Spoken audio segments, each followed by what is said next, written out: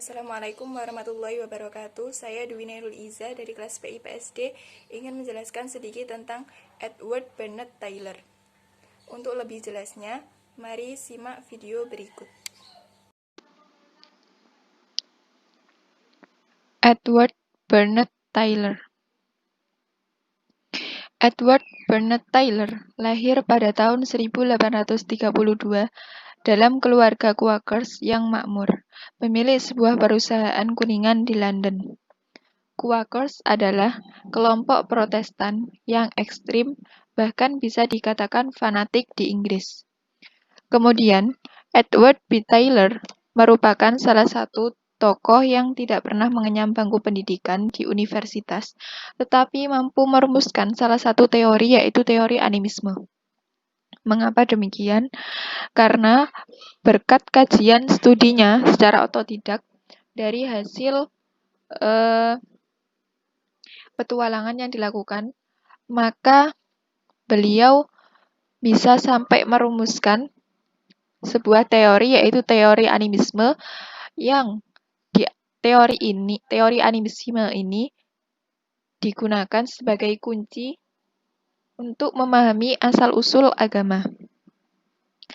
Kemudian, Primitive Culture. Primitive Culture merupakan buku yang dibuat oleh Edward B. Tyler. Dalam buku ini dilatar belakangi oleh dua tokoh, yaitu Darwin dalam bukunya The Origin of Species and the Descent of Human, dan Muller yang memahami tentang bahasa. Kemudian, di dalam buku Primitive Culture juga menjelaskan tentang asal-usul agama. Asal-usul agama ini nanti saya akan menjelaskan pada slide yang selanjutnya. Yang ketiga yaitu pada buku Primitive Culture ini menggunakan etnografi dan etnologi dalam kajian sosial keagamaan. Tetapi Tyler lebih menggunakan etnologi karena pada etnologi ini bisa mempelajari lebih dalam tentang kebudayaan.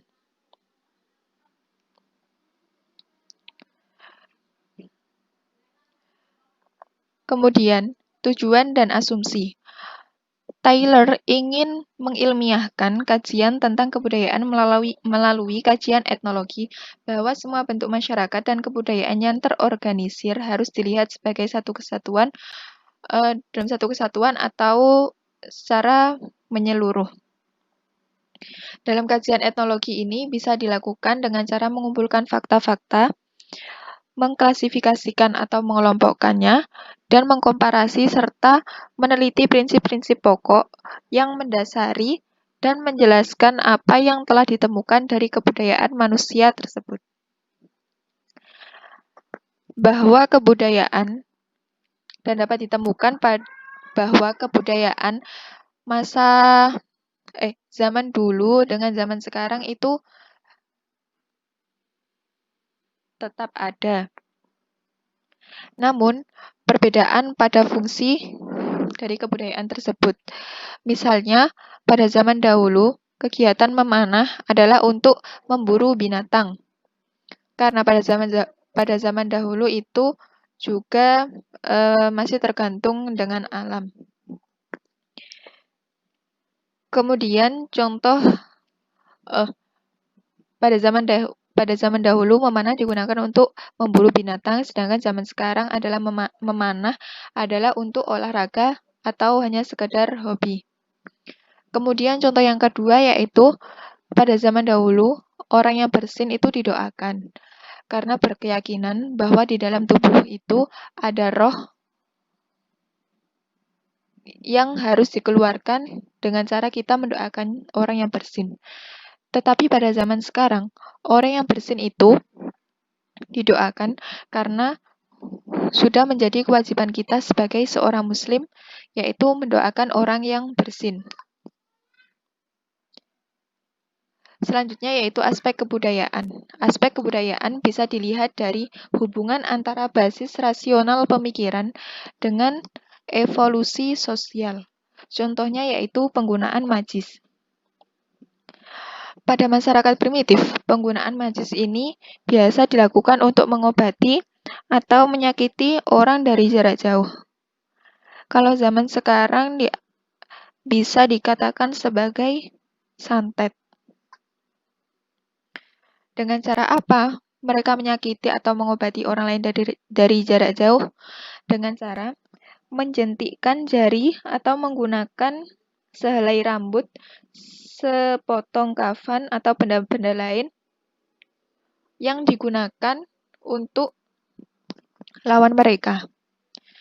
Yang selanjutnya yaitu asal-usul agama. E.B. Taylor mendefinisikan agama sebagai suatu keyakinan terhadap sesuatu yang spiritual. Sesuatu yang spiritual yaitu sesuatu yang berbau dengan roh-roh halus.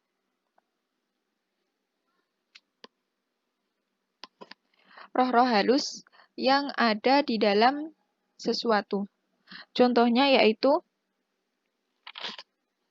adanya roh dalam tumbuhan, dalam bebatuan, dalam pepohonan, dan lain sebagainya. Kemudian perkembangan pemikiran keagamaan. Perkembangan pemikiran keagamaan berpangkal pada adanya roh yang menjadi penggerak segala benda yang ada di alam semesta. Contohnya yaitu tadi sebuah batu yang bergerak karena diyakini di dalamnya ada yang menggerakkan, yaitu sebuah roh.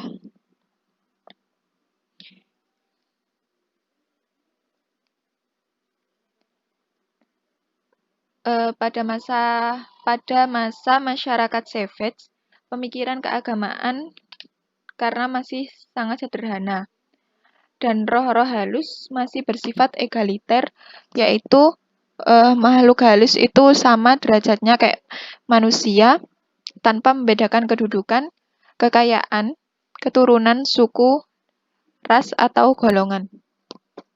Kemudian agama berkembang dari animisme menjadi politeistik.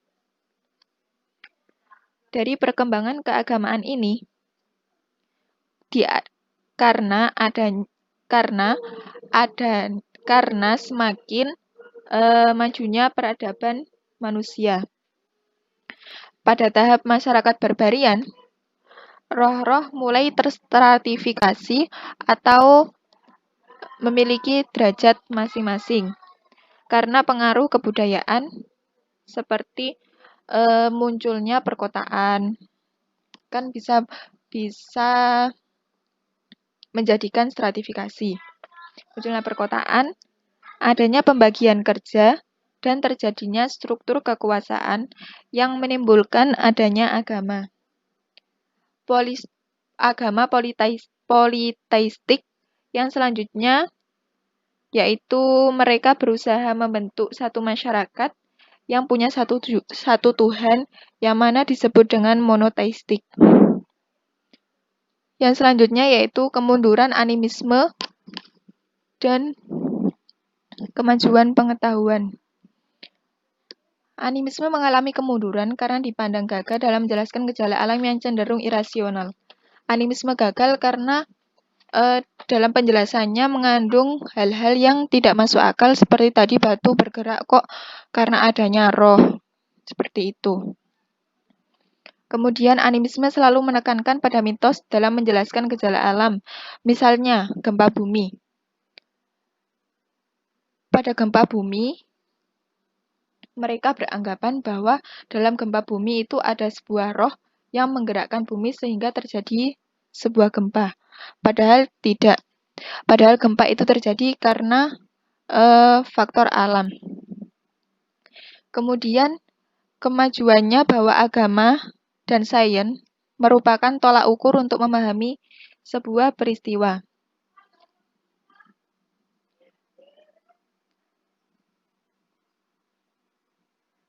Berikut terjadi kemajuan karena adanya usaha manusia untuk mencari pemahaman tentang dunia berupa keinginan mendalami untuk mengetahui bagaimana sesuatu dapat berfungsi.